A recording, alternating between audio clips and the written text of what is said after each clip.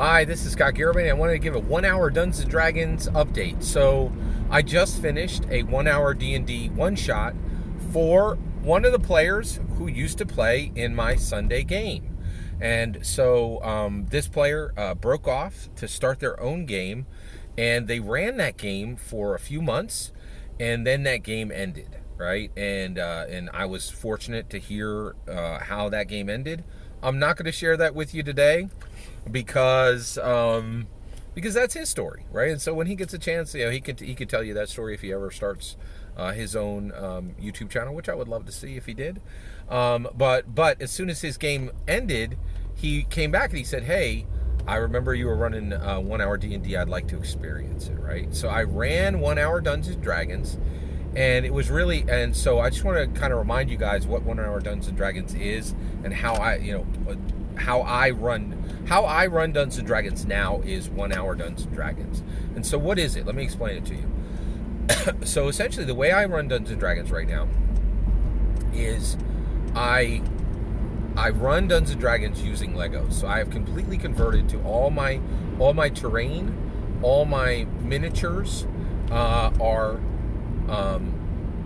Lego, right? And I do so currently. Actually, I will say the majority of my miniatures and terrain is Lego, and I'm still building out my Lego collection to the point where I can run it 100%, right? And actually, I may never get there because one thing that really kind of shocked me is the Lego minifigs are so close to the actual scale of regular miniatures that sometimes I'm able to mix them in. But it was really nice. So what I did was I have just finished, and right below you will see a playlist with 45 videos.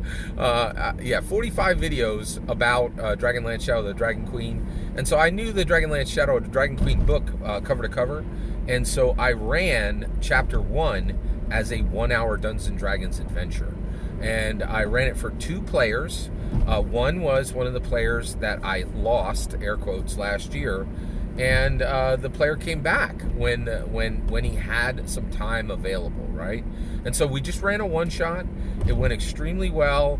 And I cannot tell you how excited I am that we are about to get everything we need to convert all terrain and all miniatures for all D&D games to Lego.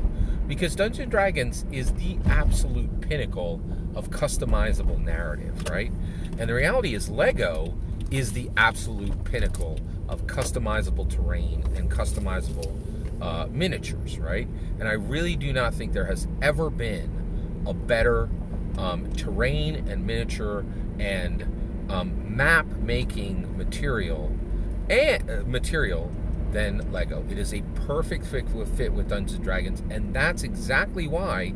And I think D&D and Lego realize they need each other, right? So Lego, you build your Legos and you shove them on a wall, and you can never do anything with them.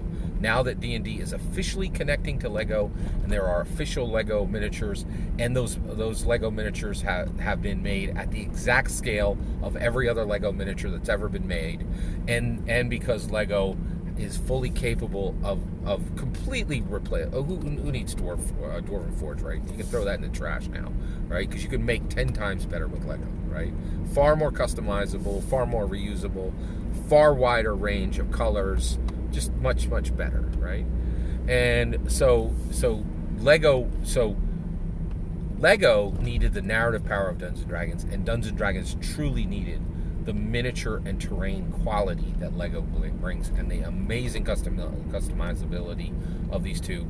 And I was just thrilled to be able to run my 1 hour Dungeons & Dragons. And by the way, when I run this, I run an entire adventure in 1 hour, right? And I was able to run all of chapter 1 from Dragonlance Shadow of the Dragon Queen and add in material that was completely for myself, right? And the reality is I ran it in a way where it was full freestanding, and if these players want to come back and we want to do more, we can at any point, right? Which was really nice. The other thing that was really nice is I have been reducing the time of the actual game. And one of the reasons why is I tell you guys that Dungeons & Dragons is about improving lives, and every single day. I believe this more because the reality is we started at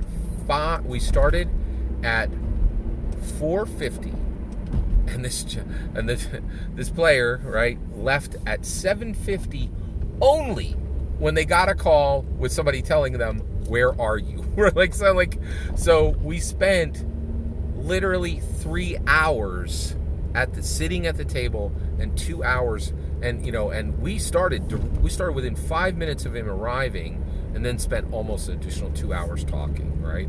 And in that time, I really got to hear, how are you doing? Where are you at? And and I asked him some questions. He was able to answer some true questions about things that I didn't know, and answer some, and really solve some mysteries for me, and help me to understand some things that I did not understand fully, much better and in much more clarity. And it was really a special time, and Dungeons & Dragons is just so powerful. I'm currently playing in 2 campaigns, and I was currently able to run a one-shot for 1 hour D&D.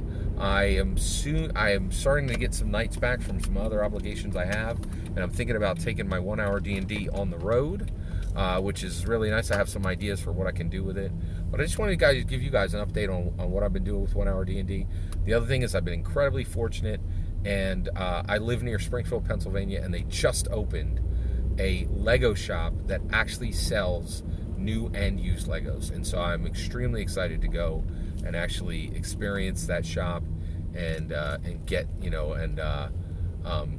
get some more material there. So to do an even better job of modeling out terrain and miniatures in my 1 hour D&D campaigns.